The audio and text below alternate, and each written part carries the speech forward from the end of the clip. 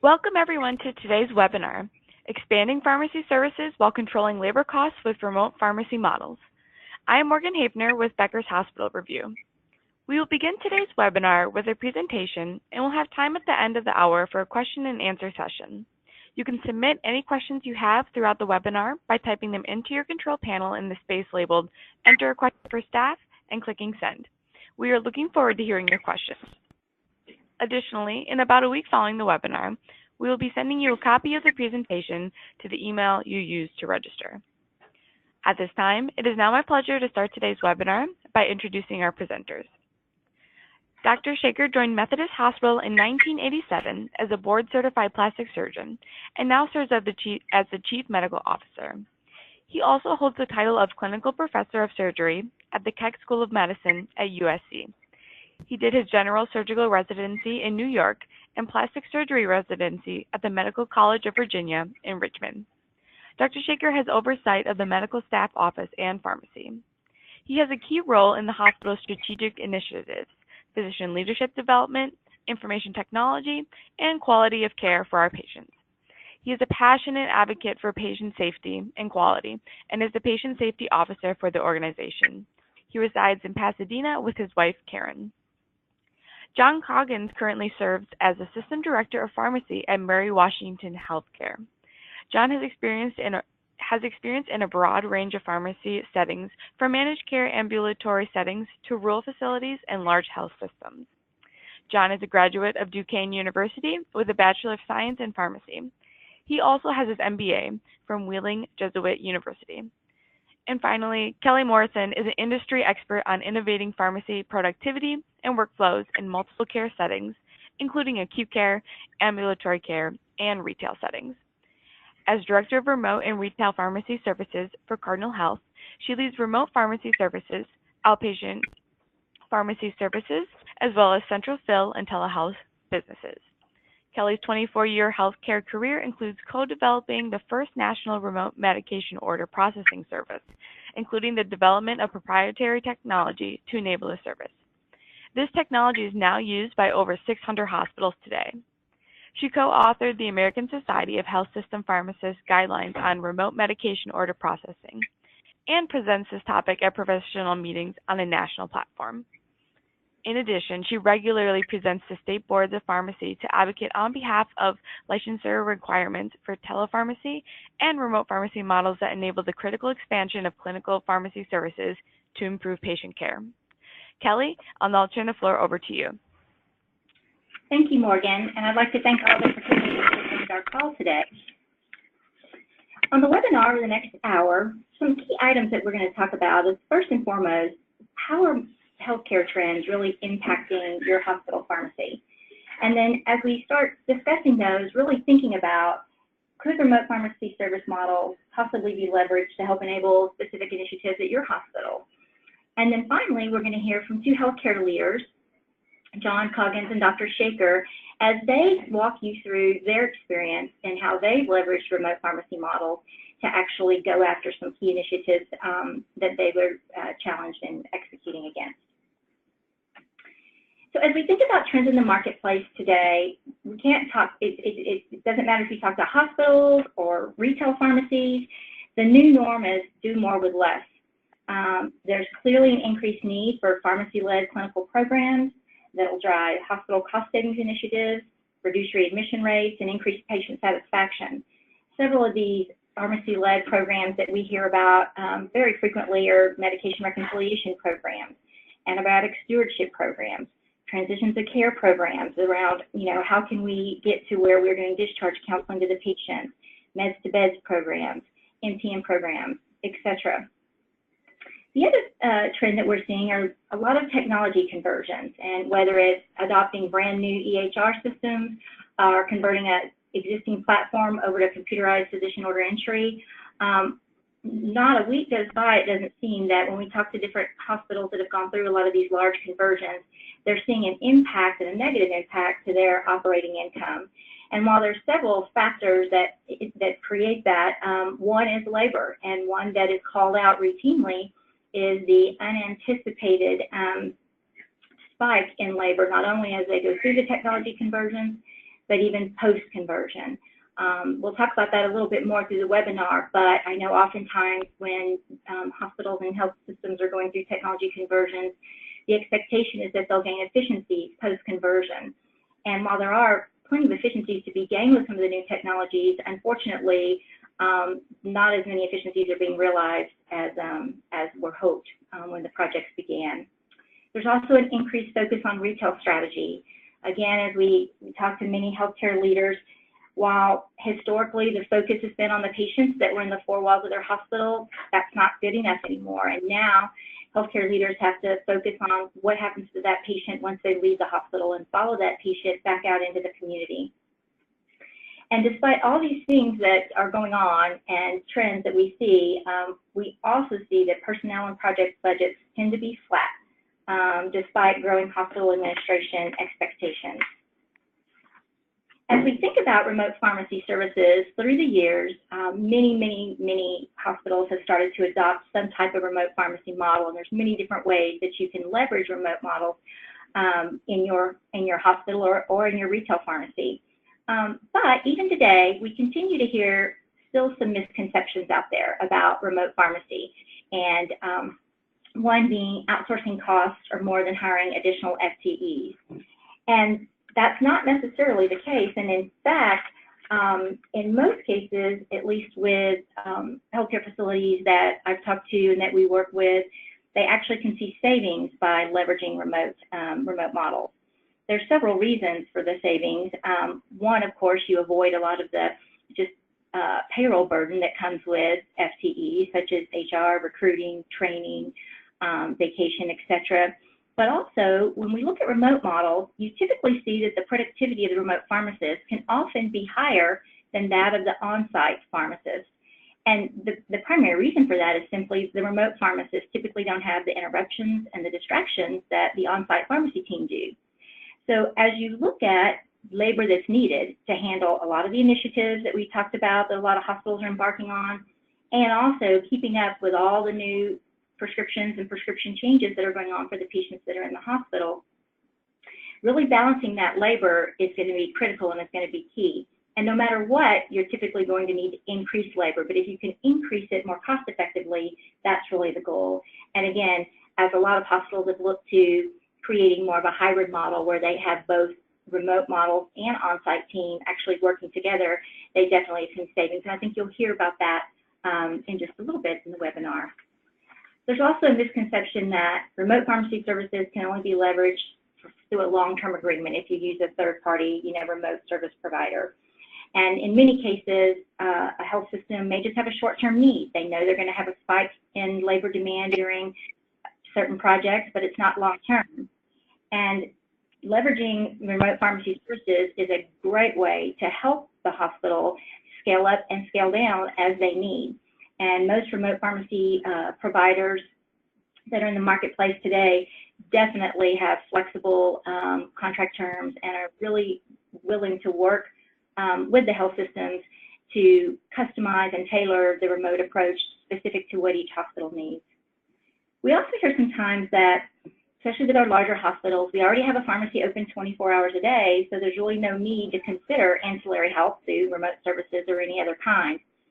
And again, that could be true, but one thing that's often unexpected, especially as we go back to technology conversions and some of these new programs that pharmacies are being asked to lead, the staff that was once plenty to accommodate all the pharmacy needs in the hospital is no longer the case.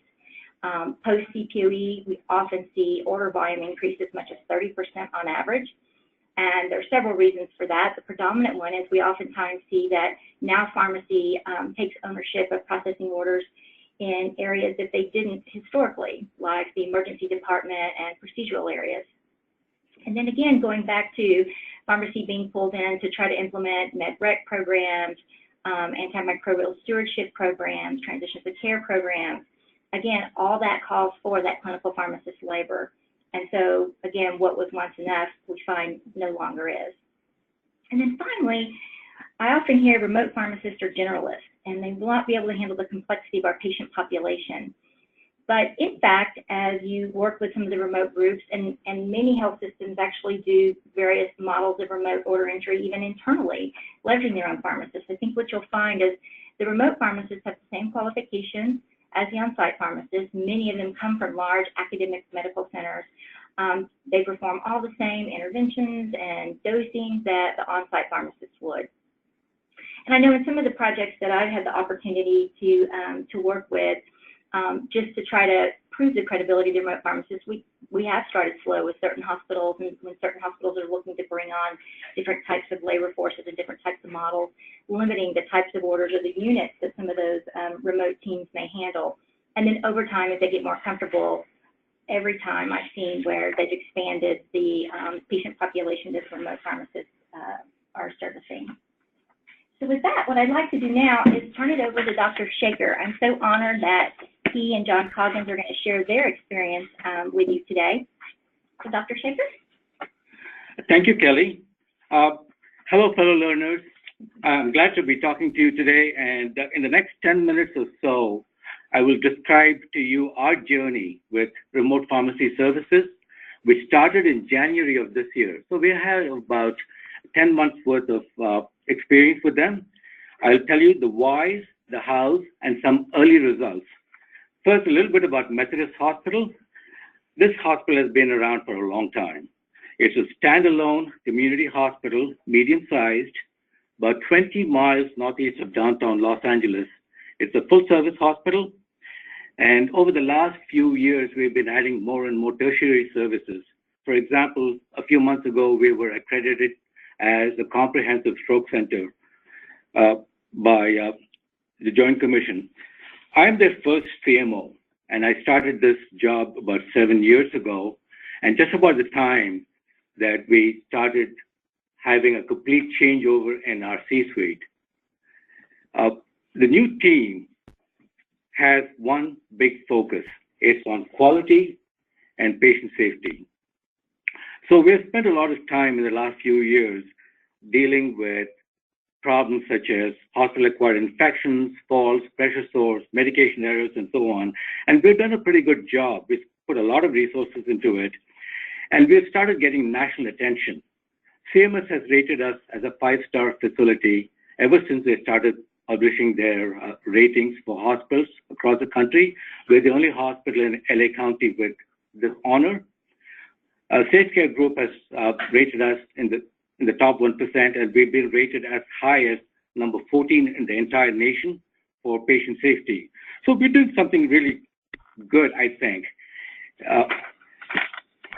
Our strategic plan, which was redone last year, builds on the promise to sustain and improve our gains, which we have made in the last few years, and create a situation where we are considered one of the safest places in the nation to receive care. That's our goal.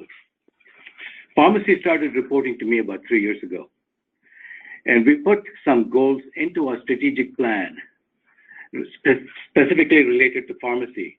This includes the usual things: reduction of medical errors, expand the pharmacist's role in patient education, get better with our antibiotic stewardship, medication reconciliation, and discharge med review.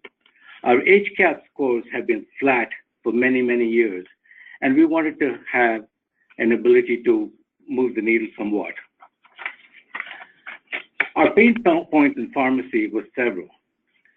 Kelly talked about increasing costs, both in terms of staffing and with drug costs and drug utilization. We talked about flat HCAHPS scores, especially related to discharge instructions and patient understanding of medications. Physicians adhering to proper medication reconciliation and also making sure it's accurate was a problem.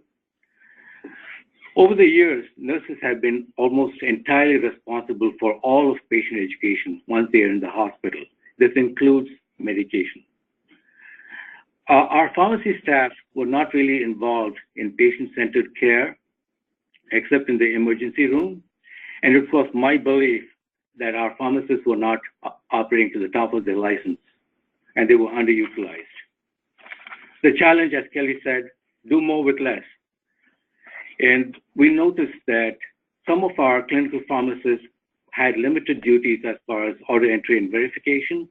They were all stationed in the main pharmacy as opposed to being on the floors, except in the ED, and therefore there was limited interaction with patients and healthcare professionals. When I asked our pharmacists why they were not up on the floors and helping out the nurses and doctors, there was a lot of reluctance to do this. Some of them felt that they did not have the skills needed to do this, and others said, this is not my job.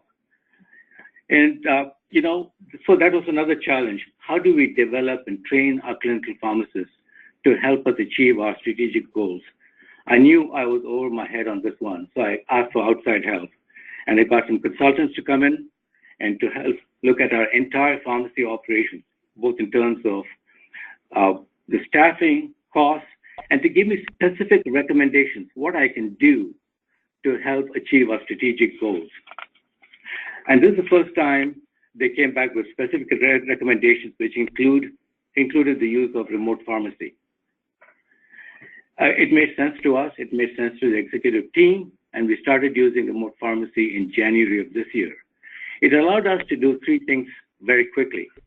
The first one was it allowed us to free up three full-time pharmacists to go up to the nursing floors and help with the clinical initiatives that we had put into our strategic plan. And as Kelly pointed out, the beauty of this whole thing is we can use remote pharmacy services more or less. So when we had problems with staffing at the hospital, we just increased the hours that remote pharmacy was helping us out. Currently, remote pharmacists process a little bit less than about half of our CPOE orders. The third thing remote pharmacy allowed us to do was to help train our pharmacists. We had subject matter experts come in on a regular basis to train them on things like antibiotic stewardship and how to deal with patients, how to deal with doctors. We finally built some very robust KPIs to see whether all this made sense. Let's take a look at some of the results. Clinical pharmacy metrics. You have two columns here. We started remote order entry in Q1 of this year, and we had our clinical pharmacists go up to the floor in Q2. Antibiotic-related interventions, or ASP programs, before we had remote pharmacy, we had a part-time single pharmacist who was doing interventions for antibiotic stewardship just for 3 high-cost antibiotics, 3 days a week. All pharmacists are now trained, and we have doubled the number of interventions, and it's done every day. It went from 106 to 218. Up on the floor, anticoagulation-related interventions. As you know, this is a high-risk drug, blood thinners, and so that went from 62 to 162. The pharmacists have started counseling patients on new medications, including anticoagulants, and they've also started counseling on discharge medications. And you can see those numbers, which went from 0 to 40 and 0 to 37. The most exciting thing for me is they're up on the floors, forward-facing to all the nurses, the doctors, and the patients, and they're an immediate resource, a high-quality resource on medications. They also help out with CPOE with doctors who have some issues with that. And so you can see the number of interventions went from 0 to over 100 for this particular type of intervention. What does all this mean? Some of the early results are HCAHPS scores. I told you that this was kind of flat for many years. Communication about medications, our top box scores in 2016 and 27 were in the high 50s. This is exciting stuff. It's gone up by 4.5 points just in the last 2 quarters. And we have never seen that in the last 7 years when I started as a CMO. So this, I think, is a good correlation. Discharge information has made a small uptick. It's not that dramatic. I'd like to see what this looks like in about a year's time, but it's on a positive trend. How about drug costs? Looking at our antibiotic stewardship program and antibiotic costs, you can see our clinical program started in April of this year, and there has been a dramatic decrease in costs. It's good for our patients not to be on antibiotics which they do not need, and the cost savings have been more than around $42,000 a month or about $500,000 in the run rate per year. This is sweet music to our CFO and CEO. I will tell you that. They're very complimentary about what we have achieved so far, and I expect this trend to continue. So in summary, our use of remote pharmacy has enabled us to decrease drug costs, especially in terms of utilization. We have started implementing clinical pharmacist programs up on the floor. We have them as resources for our patient care team and for patients, and we have started to experience an increase in HCAHPS scores, which makes a difference in value-based purchasing and so on. I'm optimistic, based on these early numbers, that we are on the right track. We will continue to expand our pharmacy interventions, especially in terms of medication reconciliation and in code blues over the next few months. Remote pharmacy will continue to help us to allow us to do these additional interventions over the next few months. I thank you for allowing me to share with you our success with remote pharmacy service, and I will now turn it over to our next presenter, John Coggins. Thank you. Thanks, Dr. Shaker. You have a lot of exciting things going on there. Yeah, man, this is good stuff. So, a little bit about Mary Washington. Mary Washington's a 2-hospital system based in Fredericksburg, Virginia. Mary Washington Hospital is 450 beds. Stafford Hospital is 100 beds. At Mary Washington, we're a level 2 trauma center and have a NICU. We're also a magnet facility, and we're a Joint Commission certified stroke center. We're ranked by U.S. News and World Report in the D.C. area, and we're very excited that just 3 days ago we got the letter from IBM Watson Health that we're ranked in the top 50 cardiovascular hospitals in the United States. A lot of good feeling going on around here about that. Next slide, please.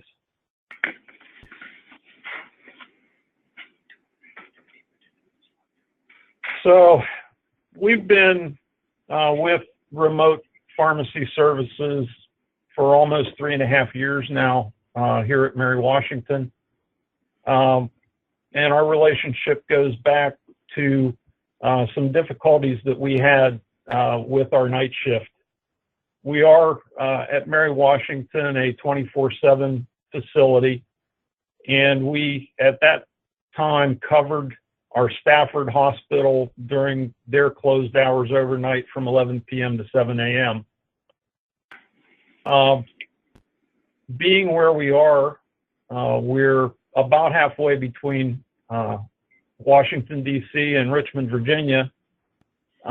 Everybody looks at that and says, wow, what a great spot to be in. You probably don't have any issues in recruiting people. Well, when you're competing with Johns Hopkins in Baltimore and VCU in Richmond and some of those well-known facilities, some positions can be a little bit tough to fill.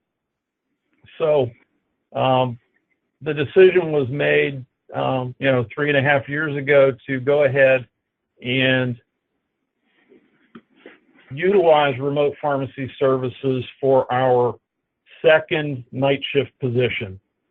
So we maintain one pharmacist in the facility on nights, and that person does a lot of our vancomycin dosing and kinetics and checks our IV batches that the technicians are producing and a lot of those kinds of things, while the remote services folks are concentrating on the order entry queue and keeping that caught up for us overnight.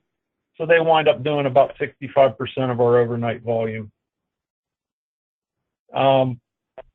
We also, over the last couple of years, got the word that we were going to Epic, and we looked at that as an opportunity to utilize remote pharmacy services as well. Next slide, please.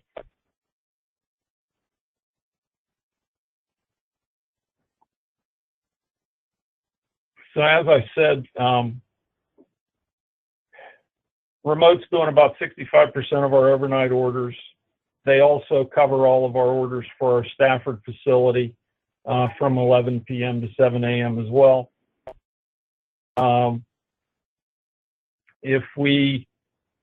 They also field all the phone calls from the nursing staff at Stafford. Here at Mary Washington, the on-site pharmacist gets most of those phone calls, but it helps them a lot not to have that volume from Stafford as well. Next slide, please.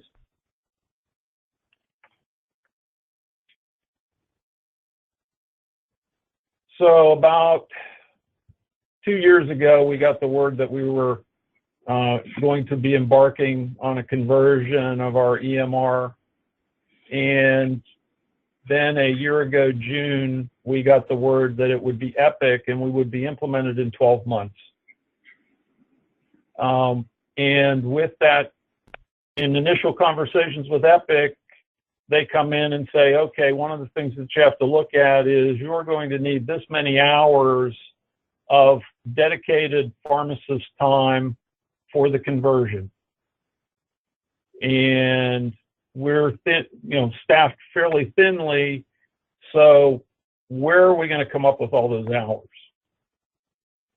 So I started planning early on, once I had an idea of what those hours would look like, to bring remote in to help us cover what we were going to need from a training standpoint prior to go live, our cutover time on the 1st of June, where we were going to be back entering all of our orders that were in our old system, and then to help keep us caught up on our go live weekend. We were given the alternative that we could bring in contract staffing to help cover that.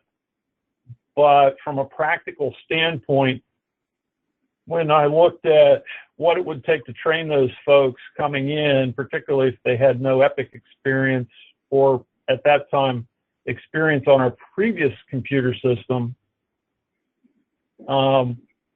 and I had a whole host of folks at Remote Services that were already familiar with us, to me, they wound up being the best bet. So we started in April with one pharmacist working Sunday through Thursday and the other pharmacist working Tuesday through Saturday, so that we had 2 pharmacists from remote on our heavy training days, which wound up being primarily Tuesday, Wednesday, and Thursday. So I was able, with 2 remote pharmacists on those days, cover the volume of about 4 of my staff people. And that goes back to what Kelly was saying about the efficiency of the remote pharmacists, because they're dedicated just to looking at your queue and not getting all those interruptions. You can replace a lot of people with just 1 or 2 of those folks. Then when we got to cutover day, based on the projections for our order volume that we had to cut over, we wound up adding in 6 remote pharmacists on that day, 4 in the daytime and 2 on our night shift, to help us get those orders in. They also, their pharmacy director from the North Carolina center that we use came up and helped send the orders that were going to those folks through their order management system, so they would be queued up for them. And we had a very efficient process with that. On our go live weekend, we kept 2 remote pharmacists on day shift and 2 on evening shift, along with our usual night shift coverage, to help us keep our queues caught up and make sure that our nursing staff weren't waiting on us to get things done, so that they could do the things that they needed to do. Then throughout the month of June, we kept 1 pharmacist on a 10 a.m. to 6:30 p.m. midday shift to help us keep our queues caught up. And it worked out to a very successful go live for us. In the month of June, our order entry turnaround times were up around 65 minutes with everybody learning the system. By July, they were down to 20 minutes, and currently they're down to about 12 minutes. And we still have one remote pharmacist from 10 a.m. to 6:30 p.m. every day because of the staffing shortages that we've had, and they're helping us with that, maintaining our turnaround times. And it also helps us. Next slide, please. In our old system, prior to the addition of all our technology in Epic, we had turnaround times upwards of 70 minutes for things. And now with our increase in automation in Epic, we have things down to under 15 minutes for about 85% of our doses. But we also found during the process with being short-staffed, we had started a discharge medrec pharmacist position, and that's always the one that seems to get pulled if we're short. And that's a really important thing for us to try and maintain, because when we're looking at our heart failure readmission rates, we have that person concentrating on that, and we don't want to lose any traction with that. So having that remote coverage to help us keeps us from pulling people from critical points of the operation like we normally have to do. When we look at over the past 3.5 years, we've had a number of issues where we've had some staffing challenges, and it's really easy if I'm short an evening shift person to call down to the remote center and ask one of the supervisors if they can jump in our queue at 6:30 p.m. rather than 11 p.m. because I don't have enough evening shift coverage. Where some of our staff will say, no, I can't do tonight, remote's always there. They've never said no. And then when I look at the savings in overtime, and particularly during the Epic conversion and what I would have had to pay contract staff at $90 or $100 an hour, when I look at the number of hours that we've utilized remote since the beginning of Epic, we've probably saved around $26,000 during that time period and had far fewer issues than we would have had we tried to bring in contract staff. So that's our story here at Mary Washington. Now I'll turn it back over to Kelly to wrap things up. Thank you, John. And thank you, Dr. Shaker, as well. As we listen to both healthcare leaders' challenges, some were similar, some are different, and how they leveraged remote pharmacy services, a remote model to help them actually execute against their goals. And as you listen to John and Dr. Shaker, they leverage remote pharmacy in different ways. And again, that goes back to just really driving the need of looking at how your labor force can be tailored to address the exact challenges that you may be having today, or addressing initiatives that you may not be able to get to today, and in ways that maybe you never thought that you could, and at a savings that you probably or likely didn't anticipate. So just to kind of summarize, if we think about the benefits of remote models, we can break them out operationally, financially, and even culturally. And so as I talk to a lot of our leaders that have implemented different remote models, some short-term, some long-term, and ask them, what are some of the benefits that you've realized that some may have been anticipated, but some may have been unanticipated benefits? And it kind of boils down to, from an operational perspective, leveraging a remote team to supplement your on-site team really enables the pharmacy's full commitment without any distractions when they're engaging in training and implementation of a new system, and also ensures pharmacy levels are consistent when the on-site pharmacists are pulled away temporarily for training or even redeployed altogether to focus on clinical initiatives and to work, be, integral, an integral member of the care team. From a financial perspective, both Dr. Shaker and John shared some cost savings. Some were labor, direct labor, but then others were a result of some of the other clinical initiatives that they were able to achieve because of having this additional remote staff supplement their on-site staff and really getting the pharmacists out on the floors, working directly with patients and caregivers. From a cultural perspective, clearly leveraging a remote staff can enable pharmacy to scale up and down as needed without impacting your core FTE personnel. John talked about this as they were preparing for their Epic rollout, and we see this very, very frequently.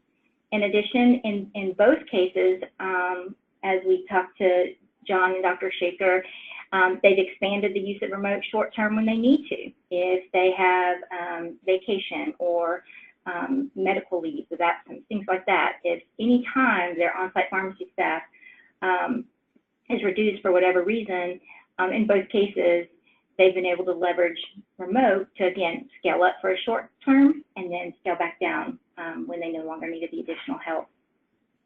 It also demonstrates leadership's commitment to work-life balance and job satisfaction for the pharmacist.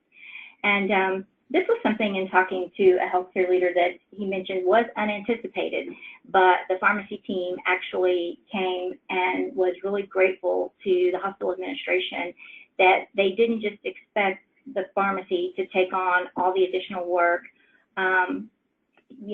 without looking at helping them. And so that was an interesting benefit, again, that when we talked to some of our leaders, that they were unanticipated, but very, very welcome. So if you think about the role of remote pharmacy services and really the goal in leveraging a remote pharmacy model, it enables hospitals to expand the pharmacist's reach, whether it's in transitions of care or other clinical programs that need to be executed within the hospital. It supports the improvement of clinical outcomes, as you saw in Dr. Shaker's results, and even his HCAHPS scores and how those continue to go up, and increases pharmacy and hospital access to patients. So all of our goals, I think, are the same. Dr. Shaker said it in the beginning, with the goal of making sure you have quality care, positive patient outcomes, positive experience for patients and providers and staff. And so by looking at leveraging, an alternative workforce through remote pharmacy services, that's something that actually can help you get to some of the goals that, again, today may be challenging you as you think about how you're going to expand pharmacy's reach. So with that, I'll turn it back over to Morgan, and this will begin the Q&A portion of the webinar. Thank you, Kelly, John, and Dr. Shaker for that fantastic presentation. We will now begin today's question and answer session. Please submit any questions you have by typing them into your control panel in the space labeled Enter Question for Staff and clicking Send. We will try our best to get through as many questions as we have time for. And there's just a ton of questions pouring in. And the first question is for you, Kelly. What scenario have you seen remote pharmacy services implemented to support a retail or ambulatory care strategy? Oh, great question. So we've seen it done several ways. And today, when we look at some of the remote models that are supporting the ambulatory care and retail pharmacies, a lot of the clinic pharmacies, for example, are becoming, overburdened with patients, and they want to make sure that their goal is to ensure that there's adherence and that the patients are picking up their scripts and getting the important counseling that they need. And so several retail pharmacies have looked to remote pharmacy and actually helping process the orders, doing what's called PV1, Pharmacist Verification 1, freeing up their on-site staff to do more, again, face-to-face involvement with the patients, making sure that they fill the prescriptions in a timely manner, thus ensuring that the patients are taking, filling and taking their scripts. Great, thank you for clarifying that, Kelly. Oh, sorry, do you have something else to add? No, that's fine. Excellent. And the next question is for you as well. In your experience, what have you seen work best in leveraging remote pharmacy services to support technology implementation? So what I've seen work best, and there's many different ways hospitals have leveraged remote services. The majority of the time, and what we see works the best, is pulling in remote pharmacy services in advance of the actual conversion so that you've got the remote team actually processing orders while the on-site pharmacy team is being pulled away for training. I know John went into some detail about the amount of hours that each pharmacist has to undertake in training in preparing for the Epic conversion specifically. And then on the day of cutover, leveraging the remote team to scale up, because you know all the orders that are in the legacy system must be entered over into the new system. And that's a pretty daunting task for the on-site pharmacy team. And typically, there's not enough pharmacists on the on-site team to do it. And so leveraging and scaling up, bringing in more remote pharmacists on the day of cutover, we've seen produce, tremendous impact. Another thing that's really helpful on the day of cutover, and especially if you're looking at leveraging a remote team, depending on the situation, and again, John made reference to this at his facility, sometimes there'll be kind of a lead person from the remote team actually go on site and be there with the on-site pharmacy, really as a liaison, making sure that all of the activities that are happening on cutover day are balanced flawlessly and seamlessly between the on-site and the remote teams. And then finally, keeping the remote team for a period of time post-conversion until the on-site pharmacists get past the learning curve and start to kind of settle into the new system. By keeping the remote team, it enables service levels to stay up, it ensures turnaround times for orders being processed aren't excessive or delayed, again, while people are learning a new system.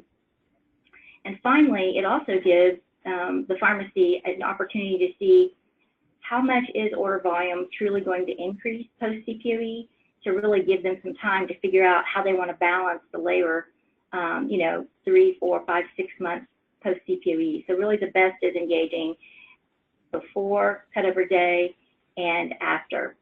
But I've seen hospitals do it many ways. I've seen hospitals only engage on cutover and just bringing in that extra remote staff for that one day to help get the orders entered from one system to another.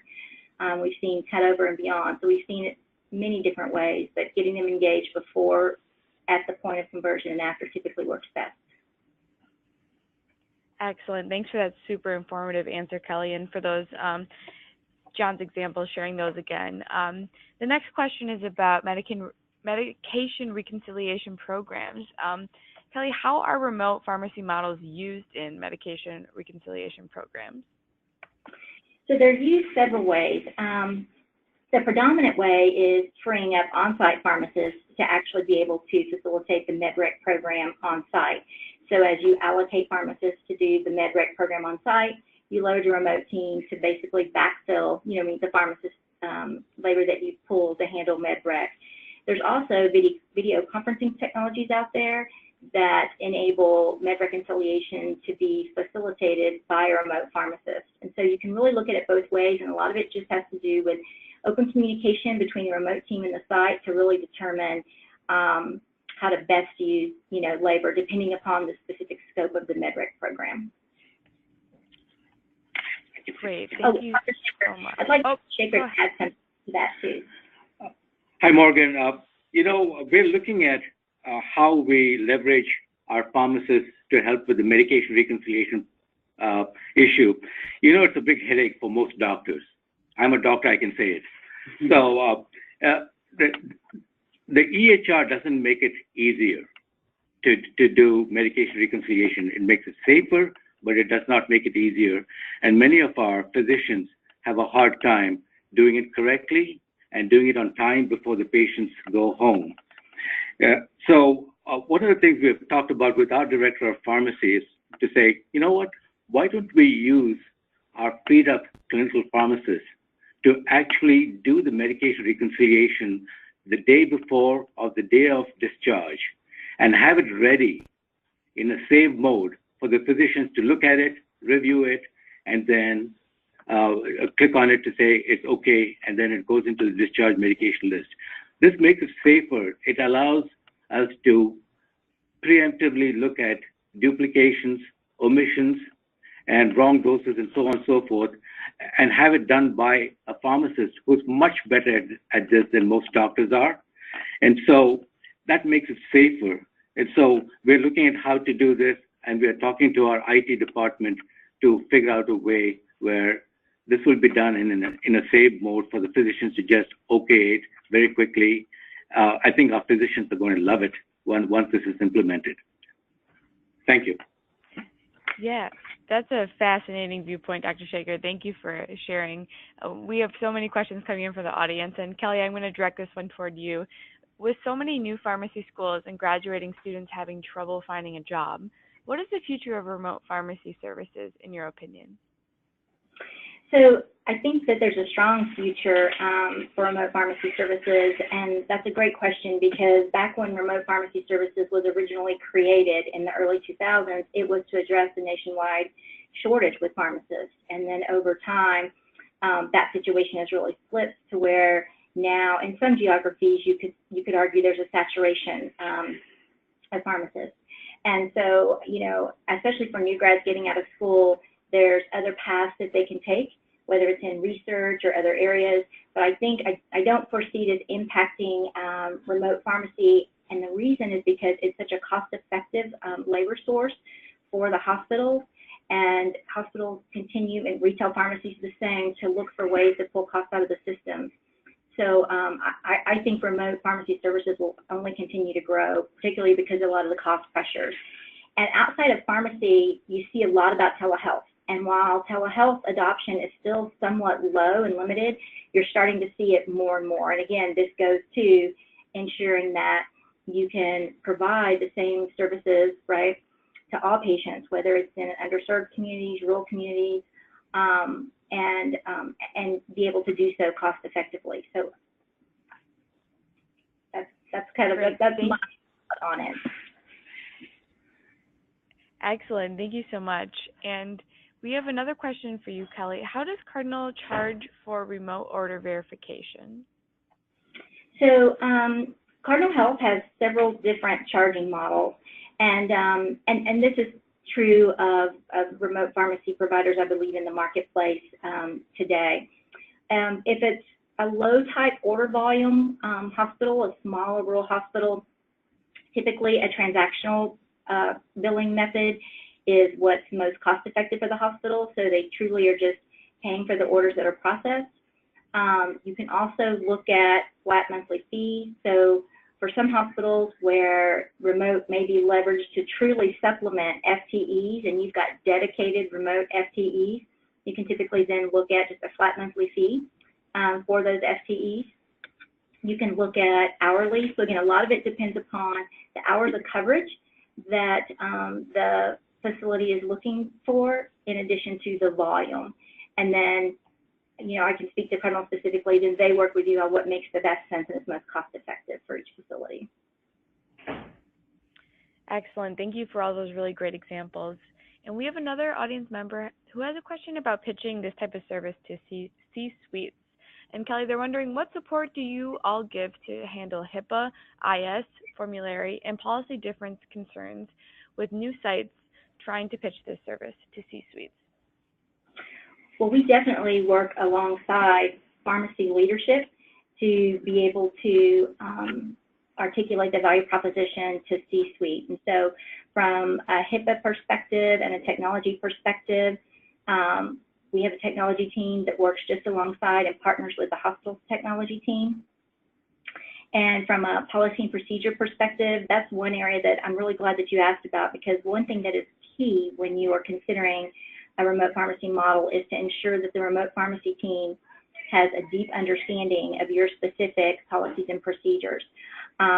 They vary from hospital to hospital, even within health systems, sister hospitals. Typically, we still see, you know, differences in policies and procedures. And so there's technology out there. We've created one that's proprietary technology that enables the remote teams to ensure that they have a deep understanding and that they continue to see the updated PMPs as they happen. And so, again, it's just working right alongside with pharmacy leadership and providing them the knowledge and the education that they need to be able to articulate the value prop back to the C-suite. Excellent. Thanks for that great breakdown and a really great question from the audience too. It looks like we have time for one more question, and it's a really great question for you, Kelly. What is the most important consideration to a health system when evaluating using a remote service model? So there's several important factors when considering if a remote model would be a good solution or a good fit. One is actually looking at exactly what John and Dr. Shaker did. Balance the initiatives and the work that needs to be done with the labor pool that you currently have. And if you see you fall short, then remote pharmacy services is typically a really solid alternative that will definitely generate cost savings to the facility. But as you think about remote, you also have to think about what states you operate in, what are the Board of Pharmacy rules around remote order entry, and just make sure that you're current on those. They vary state by state, and they vary between acute and retail.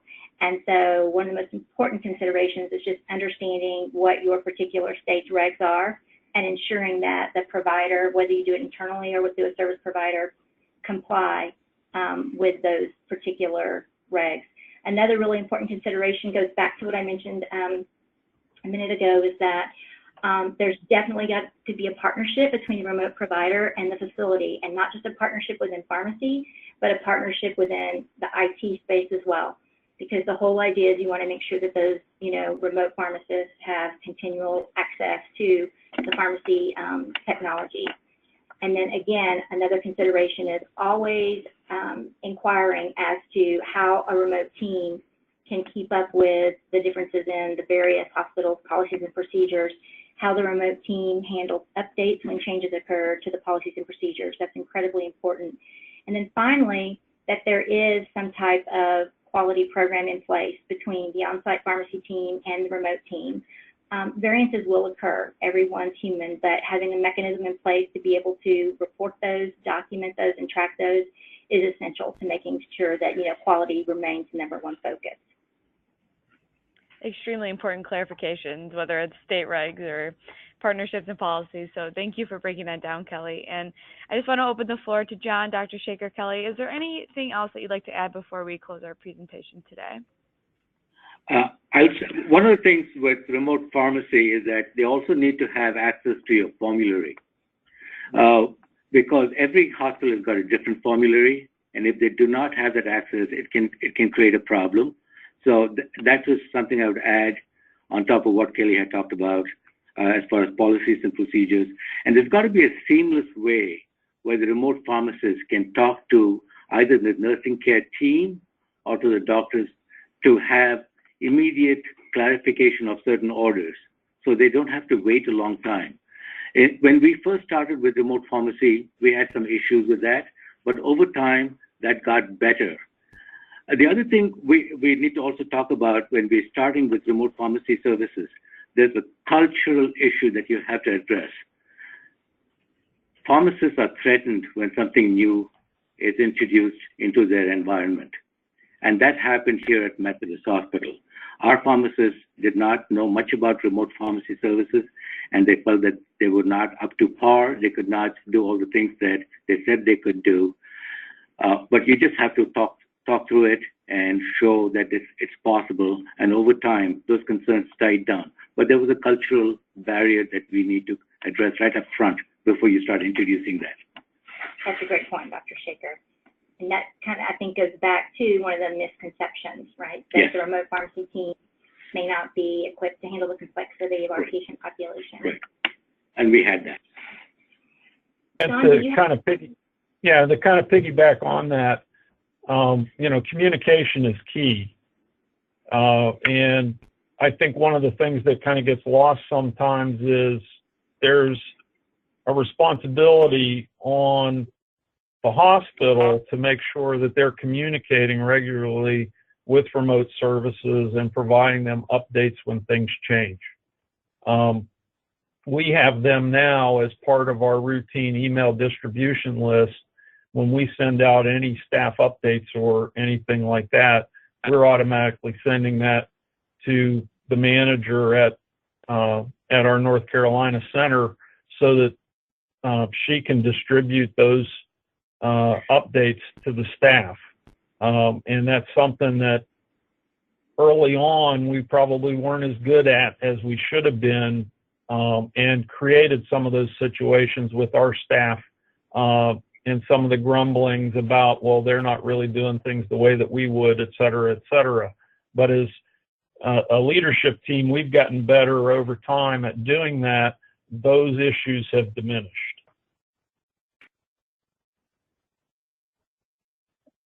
Excellent. Those are great perspectives all around, and a really great conversation with everyone today. And I want to thank Kelly, John, and Dr. Shaker for their excellent presentation, and to our audience for participating today. I hope you enjoy the rest of your day, and we look forward to having you join us for future webinars.